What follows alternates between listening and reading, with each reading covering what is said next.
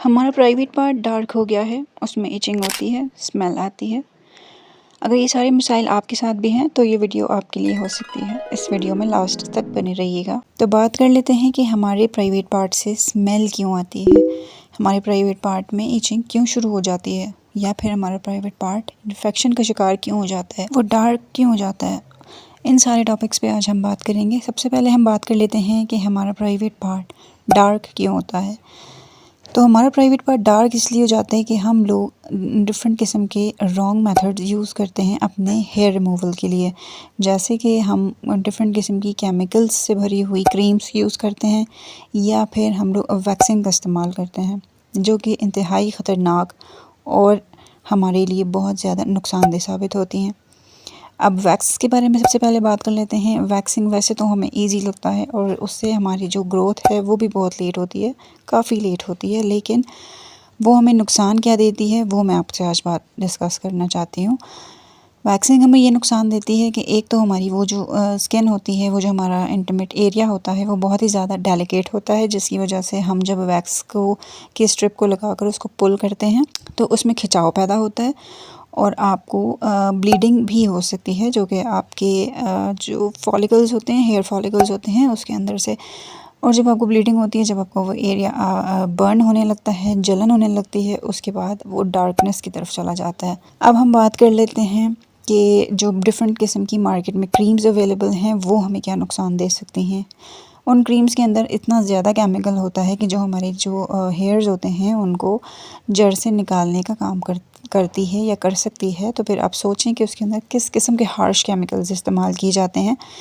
इसी वजह से जब हम लोग वो क्रीम अप्लाई करते हैं और आफ्टर 3 to 5 मिनट्स हम उसको जब रिमूव करते हैं तो हमारे स्किन का बैरियर डैमेज हो जाता है, और वो इस हद तक डैमेज हो जाता है कि हमारी स्किन वहाँ से डार्क होना शुरू हो जाती है। और क्रीम्स के मुसलसल इस्तेमाल से हमारी स्किन का वो पार्ट इतना ज़्यादा डार्क हो जाता है कि वो हमें अपनी स्किन का हिस्सा लगता ही नहीं है, या वो हमें हमारे बॉडी का हिस्सा लगता ही नहीं है।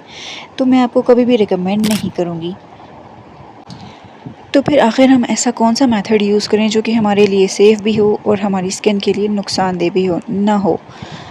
अब मैं आपको बताती हूँ वो मेथड जो कि आप लोग यूज़ करें, और वो है शेविंग। जी हाँ, शेविंग से बहुत से लोग डरते हैं। उनको लगता है कि शेविंग से हमारे जो हेयर्स हैं या उसकी जो ग्रोथ है वो बहुत ज़्यादा थिक हो जाती है, या बहुत ज़्यादा मोटे बाल आना शुरू हो जाते हैं, और जो है आपको बहुत ज़्यादा पेन होता है। तो ऐसा कुछ भी नहीं है। मैं ख़ुद भी यही मेथड यूज़ करती हुई आ रही हूँ और मैं हमेशा से यही रिकमेंड करती हूँ। ये बिल्कुल सेफ़ और क्विक मेथड है। इससे किसी किस्म के बैक्टीरियल इन्फेक्शन का ख़तरा भी नहीं होता, और किसी किस्म के बैक्टीरियाज जो हैं वो आपकी वजाइना में एंटर भी नहीं होते। मज़ीद आप लोग अपनी इंटीमेट हाइजीन के लिए क्या कर सकते हैं, आपको चाहिए कि आप अपनी जो अंडरवेयर्स हैं या जो अपनी अंडरगारमेंट्स हैं उसको डेली चेंज करें। एक तो आपने उसको डेली चेंज करना है। अगर डेली नहीं कर सकते तो एटलीस्ट 2 डेज़ में तो ज़रूर लाजमी चेंज करें, वरना तो बैक्टीरियल ग्रोथ होना शुरू हो जाएगी और उसकी वजह से आपको इन्फेक्शन हो सकता है, या आपको इन्फेक्शन का ख़तरा है। और दूसरी चीज़ कि आपने जो भी अंडरगारमेंट्स या जो भी अपनी लॉन्जरी यूज़ करनी है वो होनी चाहिए है कॉटन फैब्रिक में। हमेशा कॉटन फैब्रिक यूज़ करें, क्योंकि वो ब्रीदेबल होता है और हमारे इंटीमेट पार्ट को भी हवा की ज़रूरत होती है, ताकि हवा क्रॉस हो सके और हम जो है वो हमें किसी भी किस्म की परेशानी ना हो। आपने बिल्कुल भी सिंथेटिक फैब्रिक यूज़ नहीं करना, या जो लेसेस वाले फैंसी किस्म के अंडरवेयर्स या अंडरगारमेंट्स होते हैं वो आपने बिल्कुल भी यूज़ नहीं करने। I will not recommend them. अब हम बात कर लेते हैं उन ख़वातीन या लड़कियों के बारे में जो कि मैरिड हैं। उनके लिए मैं ये कहना चाहूँगी कि जब भी आप अपने हस्बैंड से मिलें या जब भी आप अपने पार्टनर से मिलें, तो ये लाज़मी तौर पे आपने करना है कि जैसे ही आप लोग फ्री होते हैं आपने यूरिन पास करना है, और आपने अपने उस पार्ट को फ्रेश पानी के साथ, सादे पानी के साथ जो है वो वॉश करना है, प्रॉपर्ली वॉश करना है। ये आपके लिए बहुत ज़्यादा ज़रूरी है, वरना तो आपको यूटीआई यानी कि यूरिनरी ट्रैक्ट इन्फेक्शन का ख़दशा हो सकता है। आप किसी भी किस्म के इन्फेक्शन में मुब्तला हो सकती हैं।